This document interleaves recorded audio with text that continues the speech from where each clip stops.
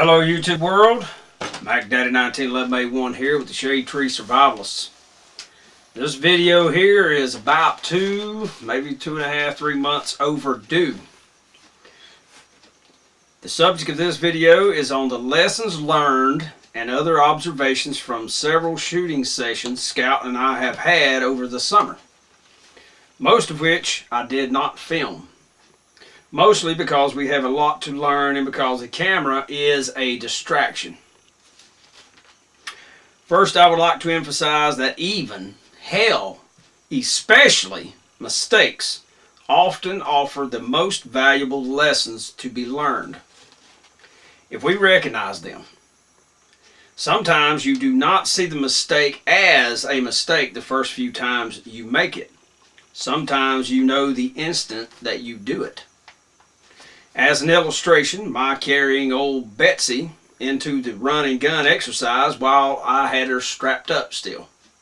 In other words, I had the strap over my shoulder, come back down under the rifle.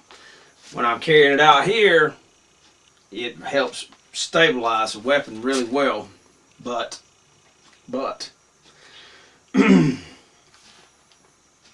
as soon as I went prone, that strap interfered with my sight line. Because I keep both eyes open when I'm shooting. If the target moves, I can catch it in my peripheral vision or in my other eye. And while I was reloading, so I had to unloop. Unloop, is that even a word? But I digress. However, while shooting on the move, as I just stated, the strap makes a huge difference to the stability of the rifle, onward and upward. Mistake number 2, not getting behind cover while reloading or troubleshooting a problem with the primary weapon, the rifle. During the first 2 runs, Scout's rifle refused to feed from one of his magazines. It turns out that it was his only steel magazine, the one that came with the damn rifle. And the lack of sufficient lubrication was also a factor. One we addressed on the 3rd and final run through, in which his M4 ran flawlessly. Note, after the M4 field stripping classes that we all did, we participated in during Survival Fest 2015, when Uncle Fester and Lurch were down, as well as Statue, who was not able to participate in that one. No, I take that back. I do believe he did participate in that one, but we all had a hands-on in field stripping, disassembling the rifle, putting it back together, and reassembling it. Well, all the lubrication he had put on it came off on our hands, and he did not re-lube it. So that would be a mistake in itself, but we won't get into that. Mistake number 3. Scout not transitioning to his M&P40 handgun after he could not solve the problem with the rifle on his first attempt. On our final run, as I have stated, the M4 ran flawlessly, but when he did the transition to the 40, again, he did not duck down behind cover during that transition. If we had body armor, we were wearing body armor, that would not be as big a deal. But without the body armor, it could possibly get your head blown off. Which it could possibly get your head blown off anyway, depending on the enemy, the weapon systems that they're employing against you, and so forth. Mistake number 4. I did not prep my magazines the way I should have before beginning the first or second run. Anywho, when I attempted to do a strong hand reload, I quickly realized that, to my embarrassment, that I had the mag set for a weak hand reload, therefore backwards with the bullets facing to the rear. So when I pulled it out and went to stick it in the gun, the magazine was turned around, requiring me to turn each one, the magazines I mean, turn them around before inserting them into the rifle, because they won't fit but one way. Thank God. Mistake number 5. Both of us ran out of ammo at the same time on several occasions during the exercises, thereby preventing either of us from laying down suppressive fire for the other one while he was reloading. And Because we're fumbling trying to get these main magazines in, we didn't transition to the handgun to lay down suppressive fire. Another mistake. So we'll call that number 7. We'll call that number 6, and this is number 7. Communication. There were 2 issues under this heading. 1, reloading, screaming reloading out loud tells your enemy you're out of ammunition and can give them the direction to which shooter is out of ammo, and they can really lay down the fire. Number 2, I did not realize that Scout's rifle was giving him a fit. We need to work on that.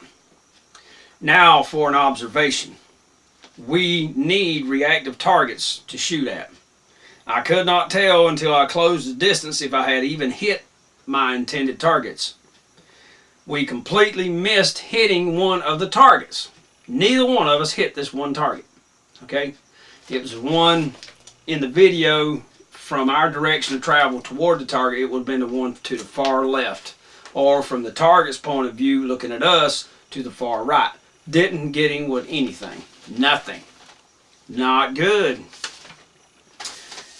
Now, to round out the mistakes. The biggest mistakes of all were mine, and mine alone. The new leg holster that the King of Metropolis so kindly sent to me has a Velcro safety strap that helps prevent the retention strap from opening and the pistol from falling out during vigorous activities such as a run and gun. Well, it turns out that I cannot open it while wearing my camouflage gloves. They are excellent gloves for everything else I've tried with them, whether using a knife, a machete, handling the rifle, operating the controls on the rifle, reloading. They work great. But the thumb, on the tip of the thumb, does not have any of the little rubberized coating that the rest of the palm and the fingers have. So I'm trying to pull that damn thing off. I could not do it. Could not do it. Without a glove, I can get it right off my thumb and then snap the retention strap. Could not do it with the glove on. I mean, it was terrible. So, damn it. Neither camera got it on film, but I'll bet it took 8 to 10 seconds at a minimum to get Big Bertha, which is my range officer 1911, out of the holster. That had me embarrassed and very aggravated. But, then when I did fire it, the last round in that magazine, the gun jammed. What the hell? I thought. When I opened, or at least tried to open the slide, I discovered it was very difficult. I finally got the spent cartridge out and called it good for the day. I was the embarrassment factor over there. But it wasn't good. Wasn't good at all. And thank God I did not try to fire that gun again. As I demonstrated in the squib load video, that final round did not have any powder in it, and the primer propelled the bullet into the barrel and jammed it with the tail of the bullet still in the chamber. So it had not completely left the cartridge case. The bullet was just barely in the cartridge case, and that's what had it trapped. The pressure of the bullet pushing it out toward the wall of the chamber had it trapped. So when I tried to eject it, it didn't want to pop it out of there. An easy fix on a handgun. But as I stated, I did not recognize the squib load, the jam, for what it was. Which, if I had been able to chamber and fire another round, it could have destroyed my range officer 1911, old Big Bertha. And possibly given me a new nickname, Lefty, if it damaged it hurt my right hand, or Stumpy if it blew off both of my hands. Neither of which sound nearly as good as Mack Daddy 1911 A1 there, tenfold Roger. That final mistake could have been a real bummer. Like I said, thank God. He saved my hands and my 1911 from a far worse fate. Now, ladies and gentlemen, there's probably guys out there who are former Marines, former U.S. Army soldiers, so forth. I know we've got one viewer who's former Israeli military, and I think we have one that's from Australia who's a viewer who's also former military. They can probably watch those videos and see a lot of mistakes, even more than I have stated in this. And it's probably some I've just, because I didn't go back and review the videos today, I just did this from memory. Today is September the 13th, 2015. The last day off before I start my long week at work at my new job. And just remember, these are the things that I can remember right off the bat that stood out to me after we did the initial run and gun all that time ago. So there's probably more mistakes in there, and I would appreciate it if you have any constructive criticism. I appreciate it. The only way to learn, okay, is for someone to teach you or through experience. And unfortunately, that last one, as I already stated, could have been a very powerful, hurtful experience, emotionally as well as physically. If the gun had if it had a fired a second round, overpressurized, exploded the chamber, barrel, slide, damaged the frame, ain't no telling what all. Blew the magazine out, the grips off the gun. I mean, it could have really done some bad damage. But if you have some constructive criticism, you've done this kind of work, and you can appreciate what we're trying to do here at the Shade Tree Survivalists. You understand that we believe in the U.S. Constitution. We believe in the Minuteman idea, the sheepdog idea. And we are trying, slowly but surely, to learn as much as possible. If you have some constructive criticism that can help, please give it. If you just want to be an asshole, like I've said in many of my videos, change the damn channel. I got no damn time for you. I am an old dog, but I'm trying to learn to do a few new tricks. You know what I'm saying? But regardless, I hope, if nothing else, maybe you didn't see the mistakes. Maybe you didn't know that we made these mistakes, and you're trying to learn also. Maybe it is helpful to you.